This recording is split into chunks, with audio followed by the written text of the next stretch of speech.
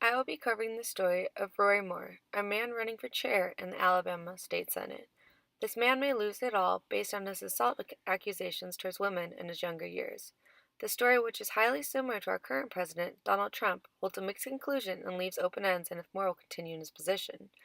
This story is a form of sensationalism. The story doesn't only mention an emotional subject for many, but also a public interest as it seems to be a continuous issue.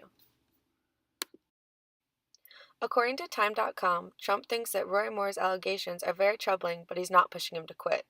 Though Moore has denied his accusations, he is accused of pursuing teenage women in a sexual matter when he was in his 30s.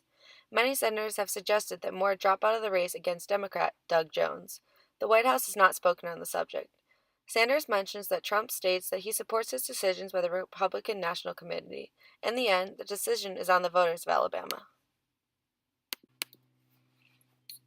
Donald Trump, our current president, elected in November 2016, held a similar scandal when he was accused of groping women during the 2016 presidential election.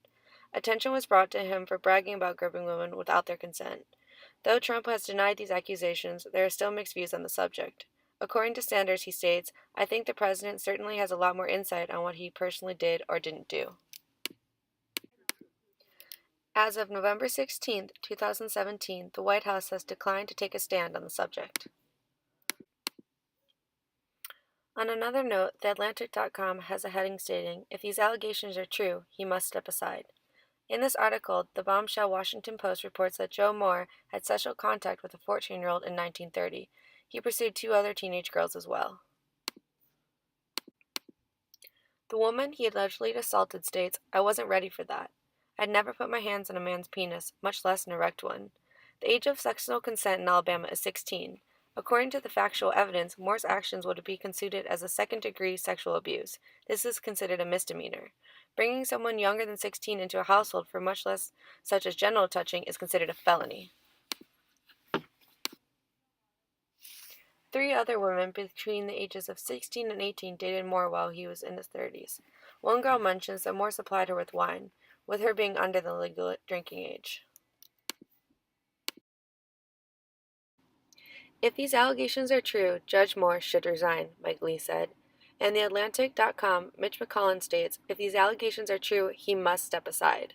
A string of other Republican officeholders, including Cory Gardner, who leads the GOP's Senate campaign, made similar statements. The Atlantic reached out to 52 Republican senators to ask whether they think Moore should withdraw from the Alabama state race based on the allegations. 19 senators respond, all suggesting that if the Washington Post allegations are true, Moore should withdraw from the race.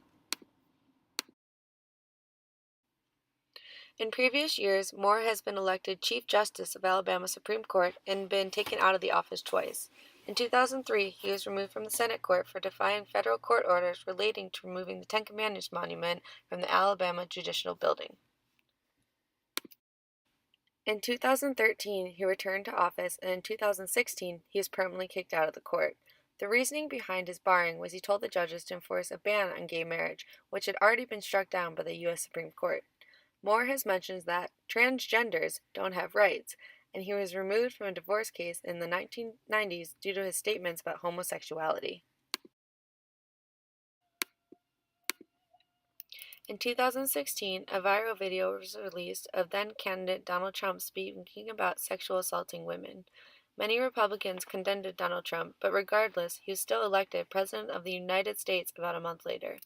In the Time.com, Trump states, "You can do anything," Donald Trump's once boosted, speaking of groping and kissing unsuspecting women. Though these two situations are different, they are also suggesting the same behavior from men, and in my opinion, I don't believe any man who's been accused of sexually assaulting a woman should be in any place of power over a state.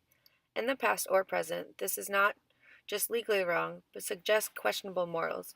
Yet it is up to the Alabama voters, but I wouldn't want a man who sees no issue in pressuring younger women in any sort of power or authority.